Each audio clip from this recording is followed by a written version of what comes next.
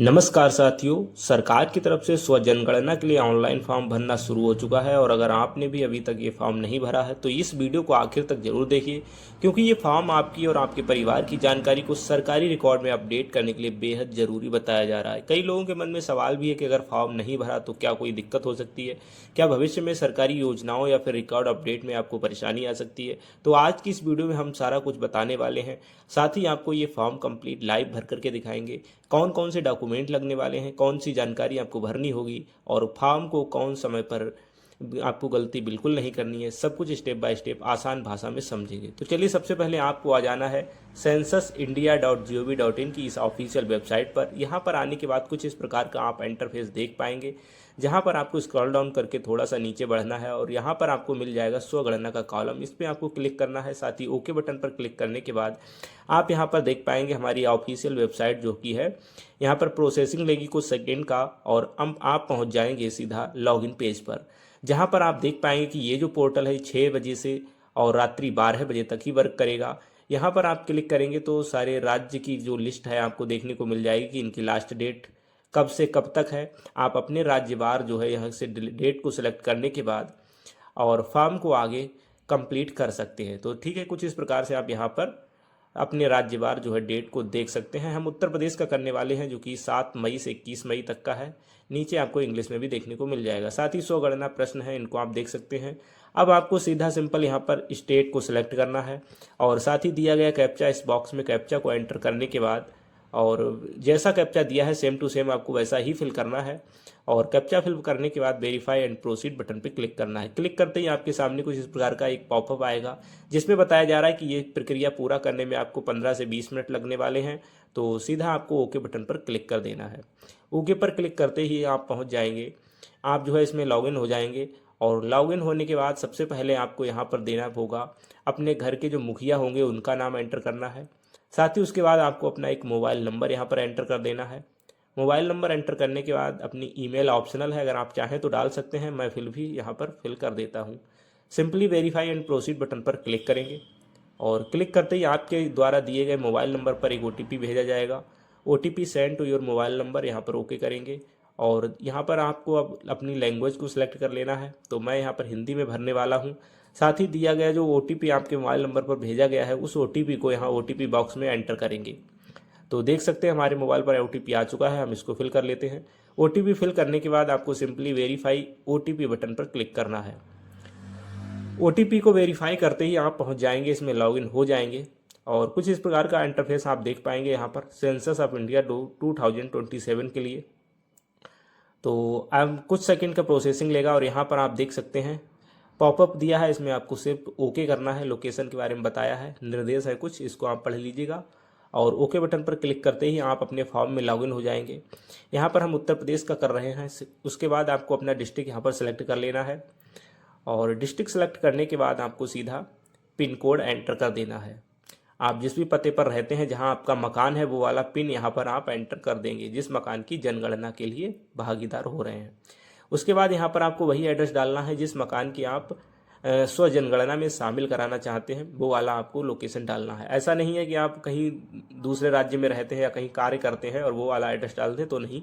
आपकी जहाँ पर घर है, आपका जो पैतृक घर है, जहाँ आपकी जनगणना में शामिल होना चाहते हैं, वो वाला यहाँ पर एड्रेस एंटर करेंगे। एड्रेस एंटर करने के बाद आपके पास जो है ऊपर से शो किया जाएगा कि कौन सा एड्रेस है इसमें से, तो आपको वो वाला एड्रेस यहाँ से सिलेक्ट कर लेना है। तो चलिए, हमारा एड्रेस ये वाला है, हम इसको सिलेक्ट कर लेते हैं। एड्रेस सेलेक्ट करने के बाद सिंपली खोजें बटन पर क्लिक करेंगे। जैसे आप खोजें बटन पर क्लिक करेंगे तो यहाँ पर बोल रहा है कि अपने मानचित्र पर जो है माउस है उसको ले जाइए और उसको कंट्रोल के साथ ड्रैग कीजिए। कुछ इस प्रकार से आपके सामने जो है मानचित्र ओपन हो जाएगा। यहाँ पर आपको अपने माउस के साथ जो है इसको ड्रैग करना है। कुछ इस प्रकार से मैं यहाँ पर करके दिखाता हूँ। तो साथियों, आप देख सकते हैं ये जो रेड कलर का लोकेशन मार्क दिख रहा है, यहाँ पर अपने जो माउस है उसको रखेंगे। और अगर मोबाइल में कर रहे हैं तो भी सिंपली हो जाएगा, कोई दिक्कत नहीं है, थोड़ा सा आप समझ लीजिए केवल। तो इस प्रकार से आप इसको ड्रैग करेंगे इस कॉर्नर पे पकड़कर और ये देखिए कुछ इस प्रकार से, और आपका जहाँ पर घर है उसके आसपास ले आइए। कहीं पर थोड़ा बहुत इधर उधर होगा, चल जाएगा, लेकिन ज़्यादा दूर जैसे कि मोहल्ला है ना वो बदल जाए, ऐसा नहीं है। आप अपने घर के आसपास थोड़ा सा इसको जूम करके खोज लीजिए और घर के आसपास ला करके छोड़ दीजिए। उसके बाद आपको स्थान की पुष्टि करें बटन पर क्लिक करना होगा, और जैसे ही आप इसकी पुष्टि करेंगे तो आपने जहाँ पर अपनी लोकेशन छोड़ी है उस जगह का अक्षांश और देशांतर यानी कि लैंगिट्यूड और लैटिट्यूड देखने को मिल जाएगा। यही आपकी कंप्लीट लोकेशन है। तो साथियों कुछ इस प्रकार से आप देख रहे हैं हमें लैंगिट्यूड और लैटिट्यूड यहाँ पर मिल चुका है। जब हमारे पास कर्मचारी लोग आएंगे तो वो यही लोकेशन पर आएंगे और हमें आसानी से खोज लेंगे। इतना करने के बाद सहेजें और आगे बढ़े बटन पर क्लिक करेंगे। अगर आपका नहीं हुआ है, कुछ मिस हो गया है, तो पुनः स्थापित करें बटन पर क्लिक कर लीजिएगा। उसके बाद आपको एक पॉपअप दिखाई पड़ेगा और जहाँ पर आपकी लोकेशन को दोबारा से कंफर्म करने के लिए बोल रहा है। तो हमारा ठीक है लोकेशन, और इसको हम सिंपली हाँ बटन पर क्लिक कर देंगे। तो ये लोकेशन देखने के बाद आपको सिंपली जो है हाँ बटन पर क्लिक करना है, यस या नो में, तो हाँ यस कर दीजिए और ये जो है आपका सेव हो जाएगा। उसके बाद हम पहुंच जाएंगे अपने दूसरे स्टेप पर, जहां पर जनगणना मकान का विवरण देना है। तो कुछ इस प्रकार से आप देख रहे हैं यहाँ पर कुछ स्टेप्स हैं जिनको हम कंप्लीट करेंगे। अब आपको उसी मकान का अपना एड्रेस देना है जहाँ पर आप रहते भले ही ना हो, लेकिन जिस मकान को आप जनगणना में शामिल करना चाहते हैं वो वाला यहाँ पर एड्रेस आपको दे देना है। तो मकान के बारे में कुछ चीज़ें पूछी जाएंगी, जैसे जनगणना मकान के फर्श में प्रयुक्त हुई सामग्री, क्या सामग्री है ज़मीन पर, तल पर, तो मिट्टी है, पक्की ईंट है, पत्थर है, सीमेंट है, या क्या है। तो हमारे पास जो है पक्की ईंट है, तो पक्की ईंट को यहाँ पर हम सिलेक्ट कर लेंगे। उसके बाद पूछ रहा है जनगणना मकान के दीवार में प्रयुक्त सामग्री, तो दीवार काहे की बनी है, मिट्टी की है, लकड़ी की है, मसाले की है ना, पक्की ईंट की है। तो हमारी जो है पक्की ईंट की है, हम यहाँ पर इसको सिलेक्ट कर लेते हैं। उसके बाद नेक्स्ट पे चलेंगे तो यहाँ पर आप देख पाएंगे जनगणना मकान के छत में प्रयुक्त सामग्री, आपका छत किससे बना हुआ है, तो वो भी हमारा पक्की ईंट का ही है। अगर आपका कंक्रीट का है तो आप कंक्रीट को सेलेक्ट कर लेंगे। तो चलिए पक्की ईंट को सिलेक्ट करने के बाद स्क्रॉल डाउन करके थोड़ा और बढ़ेंगे तो यहाँ पर आपको एक कॉलम मिलेगा, जनगणना मकान की स्थिति अच्छी है, रहने योग्य है, या फिर कमज़ोर हो गई है, बेकार हो गया है। तो रहने योग्य है, ठीक ठाक है, तो रहने योग्य पे सिलेक्ट करिए और सिंपली सहेजें और आगे बढ़ें, यानी कि सेव एंड नेक्स्ट पे क्लिक करेंगे। पुष्टि करने के लिए हाँ बटन पे क्लिक करेंगे और नेक्स्ट हो जाएगा। उसके बाद आप तीसरे स्टेप पर पहुंच जाते हैं जिसमें आपको सामान्य जानकारी देनी है परिवार से जुड़ी हुई।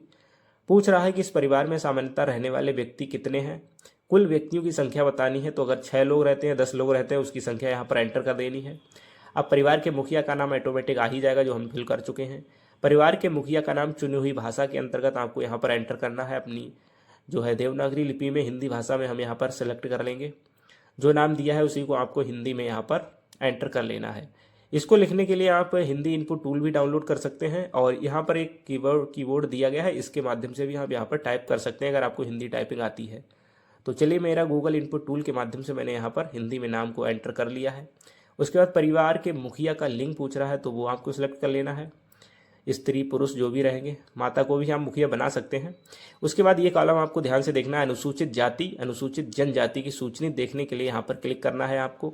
अगर आप अनुसूचित जनजाति से आते हैं तो वो सिलेक्ट कीजिए, अनुसूचित जाति से आते हैं वो सिलेक्ट कीजिए, अगर आप ओबीसी से हैं, जनरल से हैं तो अन्य पे सिलेक्ट करेंगे। इसके बाद आपको नीचे देखने को मिलेगा इस मकान के स्वामित्व की स्थिति क्या है। आपका अपना मकान है, किराए का है, लेकिन अपना मकान कहीं दूसरी जगह है, किराए का एवं कोई मकान नहीं है आपके पास, या फिर अन्य। तो हमारा खुद का है मकान, तो यहाँ पर हम ऑनर यानी कि अपना सेलेक्ट करेंगे। उसके बाद रहने योग्य उपलब्ध कमरों की संख्या पूछ रहा है कि मकान में कितने कमरे हैं जिनमें आप रह सकते हैं। तो 2 कमरे हमारे पास ठीक ठाक हैं, तो उनको 2 को हम यहाँ पर एंटर कर लेंगे। कमरे भले ही 4 हो लेकिन केवल रहने योग्य पूछ रहा है, तो वो ही आपको सेलेक्ट करना है। उसके बाद पूछ रहा है परिवार में रहने वाले विवाहित दंपतियों की संख्या, कितने जोड़े रहते हैं, जो शादीशुदा हैं, मैरिड लोग हैं, वो कितने हैं। तो यहाँ पर 2 ही जोड़े हैं, तो उनको जो है यहाँ पर हम सेलेक्ट कर लेंगे। 2 कमरे हो गए और 2 ही जोड़े हो गए, यानी एक कमरे में एक जोड़ा रहता है, बाकी 4 बच्चे हैं। सहेजें और आगे बढ़े बटन पर क्लिक करेंगे। पुष्टि करने के लिए हाँ बटन पर क्लिक करेंगे। इतना करने के बाद आप पहुँच जाएंगे अपने नेक्स्ट स्टेप पर, जिसमें है सुविधाएँ। घर में आपकी कौन कौन सी सुविधाएँ हैं, आप पेयजल के लिए कौन सा स्रोत यूज़ करते हैं, नल का पानी उपचारित यानी कि प्यूरीफायर आपके पास लगा हुआ है या नहीं है, नल का पानी अन्य उपचारित स्रोत से, कुआं है, हैंडपंप है, ट्यूबवेल है, झरना है, नदी नहर, टैंक, तालाब, झील, सीलबंद, अन्य स्रोत जो भी है। तो हमारे पास जो है हैंडपंप है, हमारे पास कोई भी प्यूरीफायर नहीं है, तो हम हैंडपंप को सिलेक्ट कर लेंगे। अगर नल का पानी है और प्यूरीफायर के साथ है तो वो सिलेक्ट करेंगे, ठीक है, जो भी है आपके पास। पेयजल की उपलब्धता क्या है, मकान के अंदर है, मकान के पास है या फिर दूर है, तो हमारा मकान के अंदर ही है, इसको सेलेक्ट कर लेंगे। उसके बाद प्रकाश का जो है मुख्य स्रोत पूछ रहा है, बिजली है, मिट्टी के तेल, सौर ऊर्जा, अन्य तेल, ठीक है, कुछ इस प्रकार से। तो बिजली कनेक्शन है तो बिजली कनेक्शन को सिलेक्ट करेंगे। उसके बाद आपको शौचालय की सुलभता बतानी है कि क्या केवल परिवार के उपयोग हेतु है, अन्य परिवारों के साथ साझे में है, या सार्वजनिक शौचालय है। तो केवल परिवार के उपयोग हेतु है, हमारा खुद का पर्सनल शौचालय है, तो जिसको हम यहाँ पर सेलेक्ट कर लेंगे। नहीं है तो खुले में जाते हैं, वो वाला सेलेक्ट करना है। शौचालय का प्रकार बताना है, किस प्रकार का है, पाइप सीवर है, सेप्टिक है, अन्य पद्धति है, कौन सा किस प्रकार का है। हम यहाँ पर देख सकते हैं 2 गड्ढे वाला है, 1 गड्ढे वाला है। फ्लश या फ्लश शौचालय किस प्रकार का है, उसको आप सिलेक्ट कर लेंगे। तो ठीक है, जो भी आपके पास है उसको सेलेक्ट कर लीजिएगा। सर्विस शौचालय है कि मानव मलमूत्र व्यक्ति के द्वारा हटाया जाता है क्या, ऐसा भी नहीं है। जैसा भी हो आपके पास अपने अनुसार यहाँ पर सिलेक्ट करेंगे। तो सेप्टिक टैंक है, अन्य पद्धति है, जो भी रहेगा आपका उसको यहाँ से आप सिलेक्ट कर लीजिएगा। उसके बाद नेक्स्ट कॉलम है हमारे पास, पानी की निकासी किससे जुड़ी हुई है। पानी निकास जो आपका निकलता है वो ढकी नाली है, खुली नाली है, या किसी भी प्रकार की नाली से नहीं है। तो जो खुली नाली है इसको सिलेक्ट कर लीजिए। परिसर के अंदर क्या आपके बाथरूम है, स्नान की सुविधा है, तो स्नानागृह है बिल्कुल, तो इसको हम सिलेक्ट कर लेंगे। जो भी जानकारी आप यहाँ पर साझा कर रहे हैं वो ठीक ही साझा करिए, कोई दिक्कत होने वाली नहीं है। लेकिन बाद में अगर दिक्कत हो जाएगी, यहाँ पर आपने गलत जानकारी दे दी। एलपीजी पीएनजी गैस कनेक्शन है तो बिल्कुल है, रसोई घर में खाना पकाते हैं, एलपीजी पीएनजी गैस कनेक्शन हमारे पास उपलब्ध है, इसी को सिलेक्ट कर लेंगे। नहीं है तो फिर आप उसको अपने अनुसार यहाँ पर सिलेक्ट कर सकते हैं। खुले में घर के बाहर खाना बनाते हैं, घर के भीतर खाना पकाते हैं, परंतु रसोई घर नहीं है, किचन नहीं है, ठीक है। कुछ इस प्रकार से आपको कई ऑप्शन यहाँ पर देखने को मिलेंगे। सोच समझकर अपना आंसर दीजिएगा, जो भी ठीक आपको लगता है, जो भी पर्याप्त है, क्योंकि बाद में कर्मचारी आएंगे तो फिर आपको समस्या होने वाली है। तो कुछ इस प्रकार से आपको एलपीजी पीएनजी गैस कनेक्शन अगर आपके पास है तो उसको सिलेक्ट कर लेंगे। नेक्स्ट है हमारे पास, खाना पकाने के लिए प्रयुक्त मुख्य ईंधन क्या है। तो खाना पकाने के लिए आप जलाऊ लकड़ी का प्रयोग करते हैं, फसल का अवशेष है, उपले हैं, मिट्टी का तेल है, एलपीजी है। तो एलपीजी है ना, ऊपर हम बता चुके हैं। तो एलपीजी को सिलेक्ट करने के बाद सहेजें और आगे बढ़े बटन पर क्लिक करेंगे। कंफर्म करने के लिए हाँ बटन पर क्लिक करेंगे। इतना करने के बाद आप पहुंच जाएंगे अपने अगले नेक्स्ट स्टेप पर, जिसमें आपको परिसंपत्तियां, परिवार द्वारा धारित कौन कौन सी चीज़ें आपके घर में हैं उनको सिलेक्ट करना है यहाँ पर। तो यहाँ पूछ रहा है कि रेडियो है, ट्रांजिस्टर है, परंपरागत रेडियो है क्या, तो अब तो क्या ही होगा, मोबाइल स्मार्टफोन सबके घर में होगा, तो इसको सेलेक्ट करना है। टेलीविज़न पूछ रहा है, दूरदर्शन मुफ्त वाला है, डीटीएच है, केबल कनेक्शन है, या कोई नहीं है। तो जो भी है तो कर दीजिए, नहीं है तो कोई दिक्कत नहीं, यहाँ पर आप नहीं को सिलेक्ट कर सकते हैं।